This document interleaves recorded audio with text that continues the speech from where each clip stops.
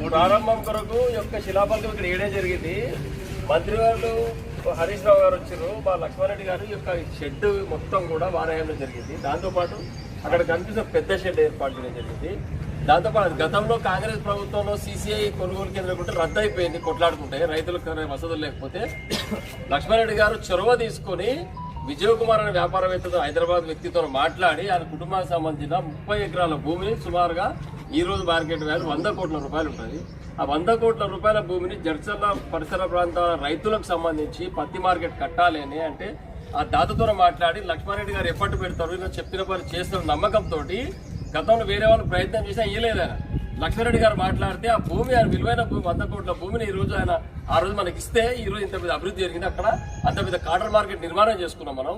రైతులు ప్రశాంతంగా ఉన్నారు, కొట్లాటాలు ఏమి లేవు.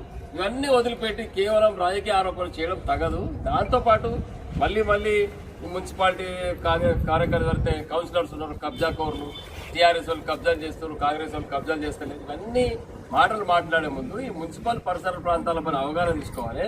ఈ పద్మావతి కాలనీ కానీ, వెంకటేశ్వర కాలనీ కానీ, సరస్వతి నగర్ కాలనీ, దాంతోపాటు ఈ రంగరావు తోట ఉన్న వెనుక ఉన్నటువంటి పద్మావతి కాలనీ, ఇక్కడ ఉన్నటువంటి సింగల్గడ డౌన్ లో ఉన్నటువంటి వీళ్ళ పట్టణంపేటలకు సంబంధించిన ఏరియా కానీ ఈ కాలనీలు మొత్తం కూడా కాంగ్రెస్ జమాలు ఏర్పడే కాలనీలు అవన్నీ. వీటిపైన ఎమ్మెల్యే గారు ఈరోజు మాట్లాడుకుంటూ ఇది 10% ల్యాండ్ మార్టిగేజ్ చేయలేదు మాట్లాడుతున్నారు. 10% మార్టిగేజ్ చేయకుంటే 2 సంవత్సరాలు అయింది. మీరు శాసనసభ్యులుగా గెలిచి కమిషనర్ గారు పిలుచుకోండి, ఏ మార్టిగేజ్ చేసి అడగండి. మార్టిగేజ్ సరిగ్గా లేకపోతే మార్టిగేజ్ రద్దు చేయండి. దాంతోపాటు ఈ సర్వే నెంబర్ సంబంధించినటువంటి 443, 443 ఆ 449లో ఒక పెద్ద లేఅవుట్ అయింది. ఈ లేఅవుట్ ఎవరు చేసిర్రు? కాంగ్రెస్ పార్టీ నాయకులు చేసింది లేఅవుట్.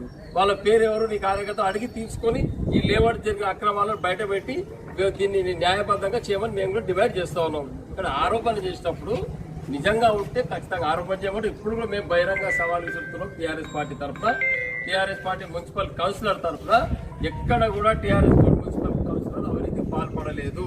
ఒకవేళ పాల్పడి ఉంటే నువ్వు చట్టరీత్యా చర్య తీసుకొని దానిపై విచారణ జరిపించి అధికారులు నీ వాళ్ళే ఉన్నారు కాబట్టి చర్య తీసుకుంటే మేము ఇక్కడ కూడా వెనకడు పోతలేము.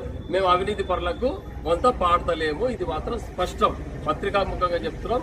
దీనిపైన విచారణ జరిపించాలి. ఏ లేఅవుట్కు నీకు అనుమతి లేకుండా వాటికి తీసేసిన అంటున్నావో నువ్వు మళ్ళీ అందరూ పిలిపించుకొని వాళ్ళపైన కేసు బుక్ చేసి అధికారుల పైన ప్లస్ వాళ్ళ లేఅవుట్ చేసిన వాళ్ళపైన మళ్ళీ మార్టిగేజ్ చేపి ఏదైతే ల్యాండ్స్ ఏమైనా ఉందో వాళ్ళు రాళ్ళు బాతిచ్చి కడీలు బాతి ఫినిషింగ్ చేసి మున్సిపాలిటీ స్థలం అంటవా లేకపోతే దీంట్లో కొనుగోలు చేయొద్దంటవా, రోడ్డు వేసినాకనే కొనుగోలు చేయమంటావా, ఆ విషయం చెప్తే బాగుంటుంది క్లారిటీగా. అంతేగాని